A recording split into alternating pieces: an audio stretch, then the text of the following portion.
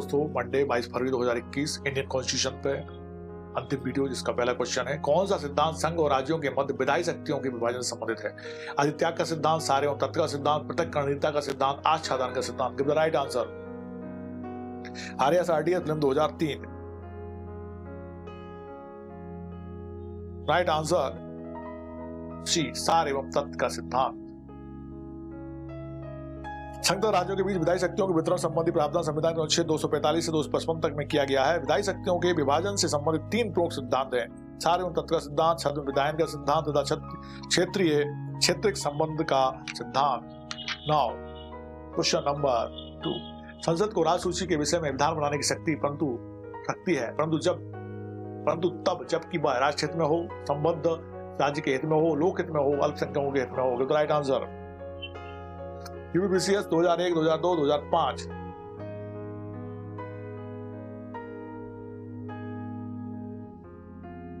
Right answer A, राष्ट्र के हित में हो।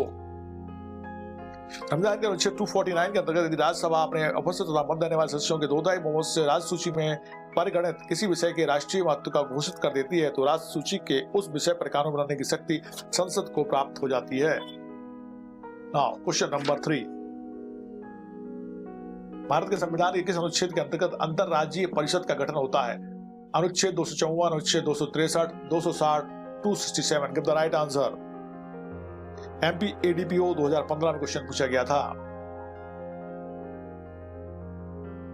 Right answer C, article 263। भारत संविधान के अनुच्छेद 263 के अंतर्गत अंतरराज्यीय परिषद इंटरस्टेट काउंसिल का गठन होता है। यदि किसी समय राष्ट्रपति को प्रतीत होता है कि ऐसी परिषद की स्थापना से लोकहित की सिद्धि होगी, तो वह अंतरराज्यीय परिषद का गठन कर सकता है। क्वेश्चन नंबर 4, यदि संसद द्वारा बनाई गई विधि का राज्य क्षेत्रातीत प्रवर्तन होता है, तो वह अविधिमान नहीं समझी जाएगी, अविधिमान समझी जाएगी, शक्तिवान समझी जाएगी, असंवैधानिक समझी जाएगी।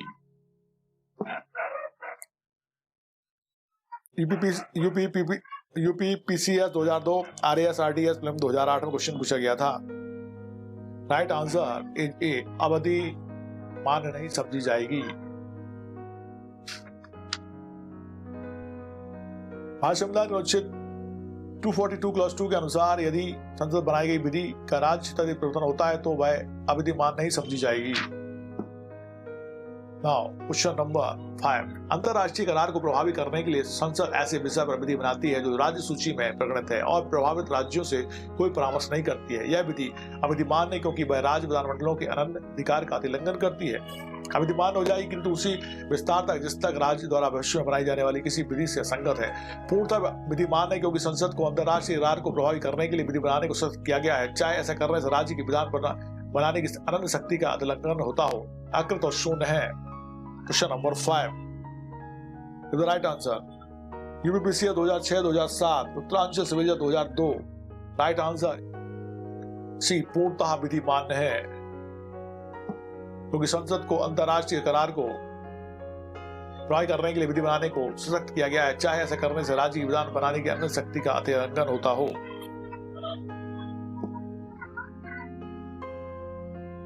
संबंधित प्रावधान एक मिनट सुनेंगे।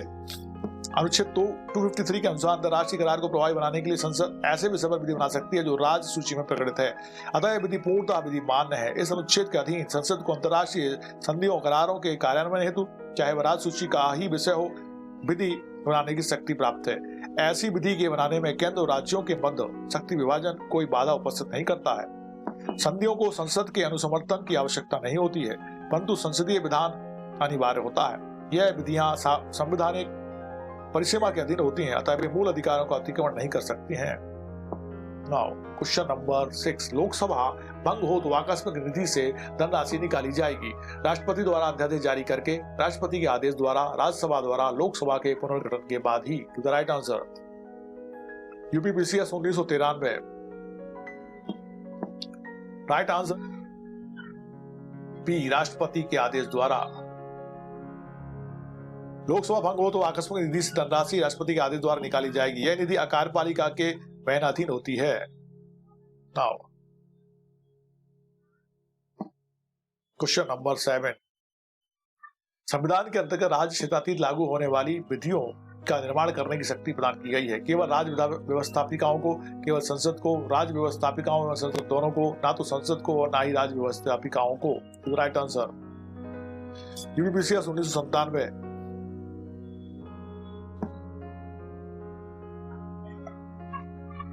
राइट आंसर बी केवल संसद को। अनुच्छेद 245 के अंतर्गत संविधान के अंतर्गत राज्य क्षेत्राधीन लागू होने वाली विधियों का निर्माण करने की शक्ति केवल संसद को प्रदान की गई है। आर्टिकल 245 का खंड 2 वर्णित करता है कि संसद द्वारा बनाई गई कोई विधि इस आधार पर अविद्यमान नहीं समझी जाएगी कि भारत के राज्य क्षेत्र से बाहर भी लागू होती है। क्वेश्चन नंबर 8, क्षेत्रीय संबंध का सिद्धांत संबंधित है अनुच्छेद 13 से, 211 से, 245 से, 300 से। Give the right answer. UP civil 2006।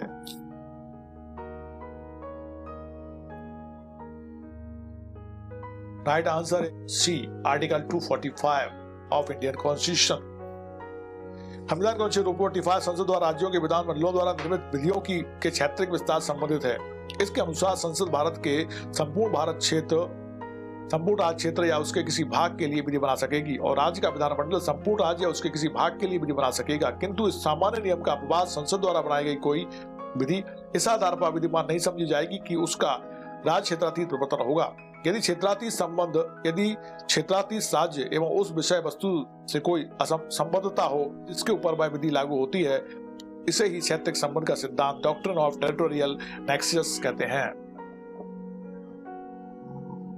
Question number 9. Vote on account means vote on the report of CAG, appropriating funds pending passing of budget, passage of bills to meet unforeseen expenditure, bill for initiation of budget. Is the right answer. Time starts now. Question number 9.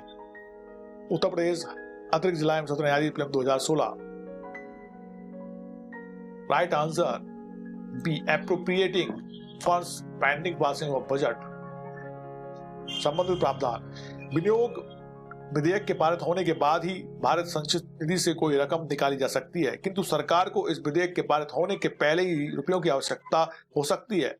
Article 116 का के अंतर्गत लोकसभा लेखानुदान vote on account पारित कर सरकार के लिए एक अग्रिम राशि मंजूर कर सकती है, जिसके बारे में बजट में विवरण देना सरकार के लिए संभव नहीं है।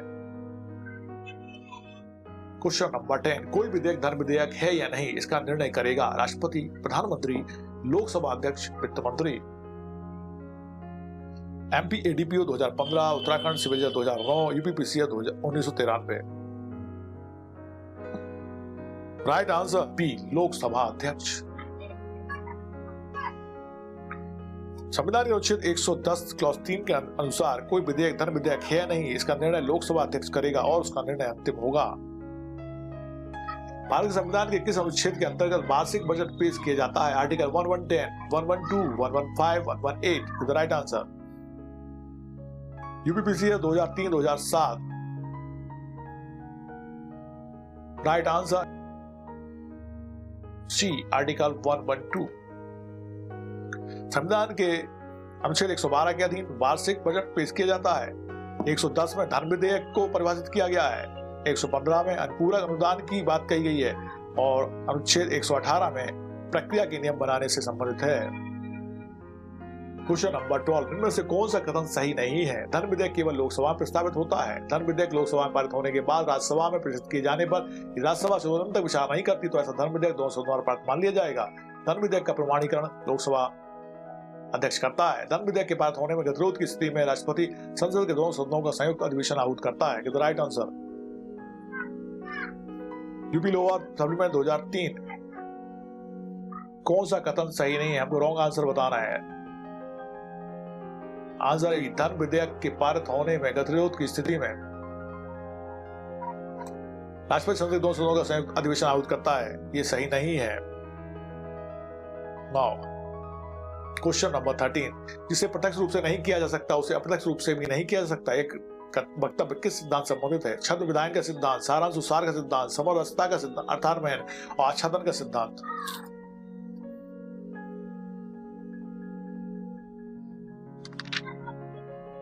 MP ADPO 2015। राइट आंसर एक छद्म विधायन का सिद्धांत। जिसे प्रत्यक्षता नहीं कह सकता उसे परोक्ष अप्रत्यक्षता रूप से भी नहीं करने की अनुमति नहीं जा सकती। इसे छद्म विधायन का सिद्धांत डॉक्ट्रिन ऑफ कलरेबल लेजिस्लेशन कहा जाता है। बिहार राज्य बनाम कामेश्वर सिंह 1952 सुप्रीम कोर्ट के प्रकरण में the Bihar land reform act 1950 को चुनौती दी गई थी।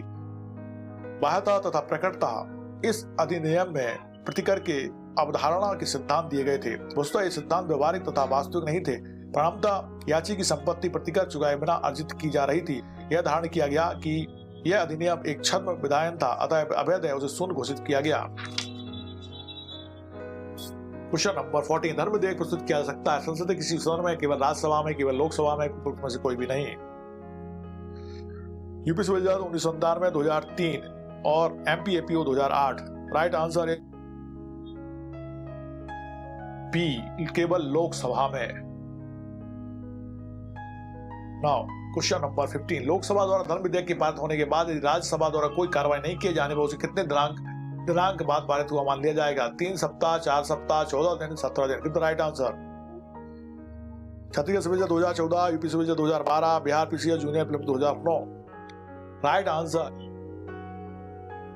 बी, 14 डे, 14 दिन के बाद उसको पारित मान लिया जाएगा।